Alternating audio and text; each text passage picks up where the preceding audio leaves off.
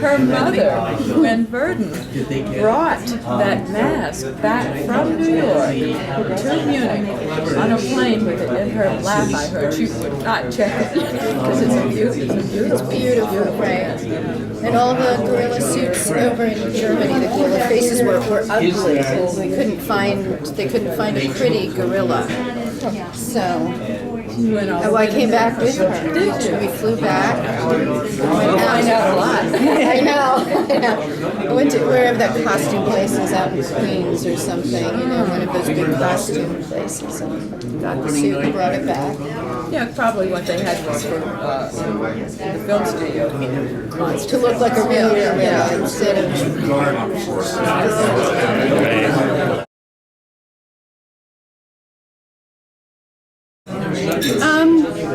Well, being the daughter of a famous choreographer is fun because you spend a lot of time dancing. Being the daughter of a famous director is another story.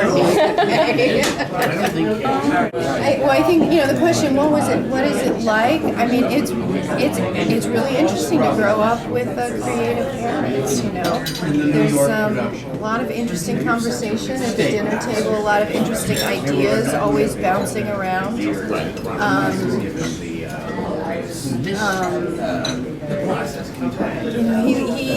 loved to. I remember a lot of dinners where he really liked to sort of dig into people, see what their reaction would be. Usually his best friends. He wanted to see how do you react to this if I put you in a certain situation or I say something. I think he was always gathering information that way. I just need to make it clear because twice you've said choreographer. He's a director. Okay, he started as a choreographer. He was a director and dance was one of his forms of communication. Okay, but he was a director. Yeah, even when he made steps, right? He didn't just make up steps. It was from the director's always from the director's point of view what was going on and what was being said and what was not being said. And I really became very aware of that. I think seeing the film cleaned up and on a big screen, really becoming aware of that, how much of the inner lives and the story is being told in the close-ups with no dialogue. It's not like it never gets old. It's a piece that's good. It's just old. Right. And you just find out if you like it. You don't know if it's because of a different process or if you're on different process. Right. So I don't know for that, but I definitely see how much story is told in close-ups. I remember a couple of years ago I wanted to show it. My own children were just old enough where I felt like they could watch it. And I couldn't find my copy, whatever, and I went to rent a DVD and was shocked that it was rated PG. I was like, this isn't an R movie? I thought it was an R movie. This is really, really racy themes going on here. So then I started looking at it, from that perspective. It's like, okay, Bumson is the biggest in there, okay, right? And there's no breasts, and there's no this and no that, I'm like, there's bisexuality, there's menage a trois kind of stuff. Nobody ever does anymore. So and I've seen PG-13 movies that start with a hanging, with a suicide. I'm like, that should be R too, So it was very interesting to me to find out that it was rated PG.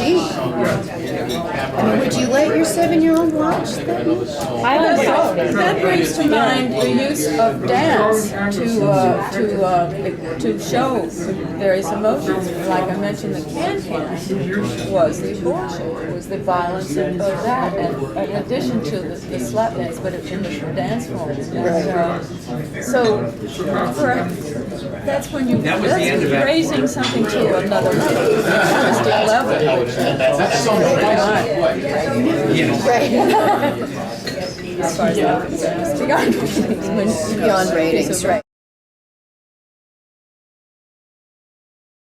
Conceptually, he changed the idea that a musical was just sort of light entertainment in between the scenes, or pretty songs or whatever. That he found a way to explore sort of the underbelly of what was going on. Oh, we could shoot each other, but if you put like leggy girls and glitter, everybody will think it's okay, right? Right? And so everybody goes, "Ooh, look at the leggy girls and all the glitter," and they just kill each other, you know. So there's always this. Yeah, but it was so pretty. Right, but it was so pretty. They looked so good while they were doing it. Right, they looked so high.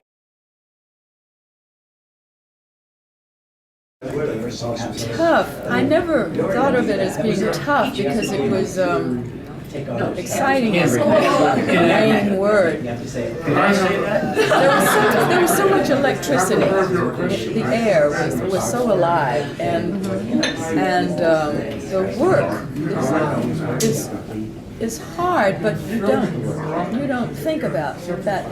It's not important because you know what you must do,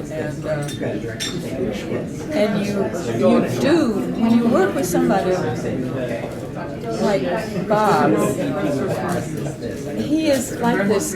He's like this sponge that just absorbs everything. So he's open to everything. But he has tunnel vision. He knows what he wants, but he's still open. And so those two elements require so much concentration that you respect that, and you do anything you can not to interrupt him because he's so focused, you know, when you're working with him. So, and he has such respect for his actors, his dancers, his crew, you know, the extras, everyone, that you can pull yourself up to do stuff that you didn't think you could do because you feel that number one believes in you and you believe in him, and it's like so that work ethic and the attention to detail. You don't have time to feel tired, you know. And yes, there's certain things that are physically difficult. Dancing in movies is more difficult because number one, you don't have to have dance floors. You can dance. You can be forced to dance on concrete. You don't have to have dance shoes. You can be dancing in high, you know, for the designer stuff. And plus, you never know what's going to be staged. So every moment, every thing you do has to be right. And you may not be in on film, but it doesn't make any difference. And you never are. Well, in film, you may be dancing for an 8-hour day, on and off. You never, as a live performer, never dance full out 8 hours a day. You may have an 8-hour day or a 10-hour day or a 12-hour day, but it's really clear when your downtime is to be camera ready. You for 8 hours straight. You know, as a dancer, camera ready. Yeah. That's a difficult situation. So sitting around is death. It's just unacceptable. You can't do it. So that's probably the physical part. And various moves are difficult. Mine hair is laying on those chairs. Yeah, bopping around, you know. But you know, I mean, you can work with somebody that that's all you think about because you're just going to get out. Well, that's been a lot of fun then to do those. That's the most fun I've ever had. Well, yeah.